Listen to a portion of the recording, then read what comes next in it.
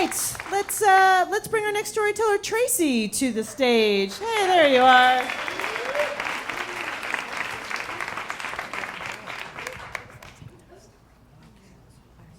That's good. All right. I remember the day really well. It was a cold winter day, and we were really excited because after an early miscarriage, a few months later, we were pregnant again.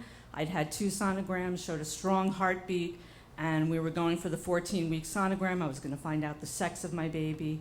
I'd already started wearing maternity clothes, not because I was showing, but just because I was so happy that I was pregnant. And so we're in the room, and the sono technician looks at the screen, and she doesn't say anything, and she said, "I'll be right back." And a few minutes later, a doctor who I'd never met before walked in. He looked at the sonogram, and he turned to me and he said, "I'm so sorry, but your baby has some very serious defects, and it's not going to survive more than a few days." I remember screaming. That's the first thing I remember. And then being quickly ushered into a private room with my husband to give me privacy and probably to keep me away from the other pregnant women there's worst nightmare, because that's what I was. And the next day I went to my obstetrician, and she told me I was too far gone to have a DNC, that I was going to have to go through labor and delivery. So then a week later, we go to the hospital. I'm in a labor and delivery room. They give me a Xanax and Pitocin to get the labor going, and it was a surreal experience because the Valium made me like giddy, and I'm there with my husband laughing and making jokes while waiting for this horrible thing to happen to us. And at the same time, my husband all of a sudden doubles over in pain, like physical pain. I'm like, what the hell is going on here? And I remember being very angry at him because he was supposed to be there for me. But in retrospect, I realized that he was losing his baby too, and for him, it was manifesting through physical pain.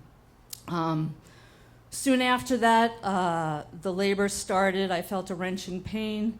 The baby came out, and it was over.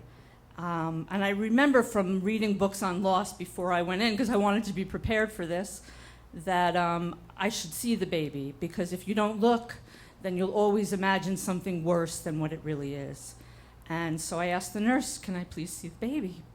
And at first she wouldn't let me. She said, "No, you don't want to see the baby." And I said, "No, I do." And so she brought the baby over, wrapped in a blanket, and the hazy memory I have in my head is just of this perfect little face. I learned later on that she was horribly deformed below the waist, but I'm so glad that I have that memory of her face. I didn't hold her. I wish I would have held her, but I just, for whatever reason, I didn't. Afterwards, my husband and I bought a cherry tree to plant in our backyard. We got her cremated, and we put the remains and planted a cherry tree. And at the nursery, they told us that there was no way that we would ever get actual cherries on the tree because you need two cherry trees to pollinate, and this was only one. However, after the first year, we did indeed get cherries. We got white flowers and cherries.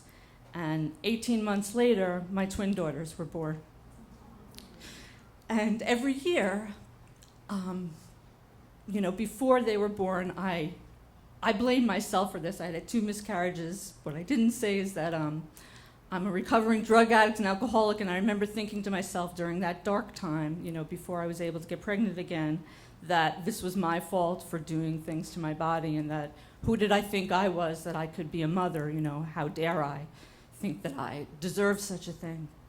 But then I had my daughters and this blooming cherry tree, and every year I take a picture of my daughters in front of that cherry tree. And I think about the loss, and I think about letting go of that blaming myself and the joy that I've been able to have raising my daughters. And it helps me let go of the pain of the loss of Tessa, my firstborn.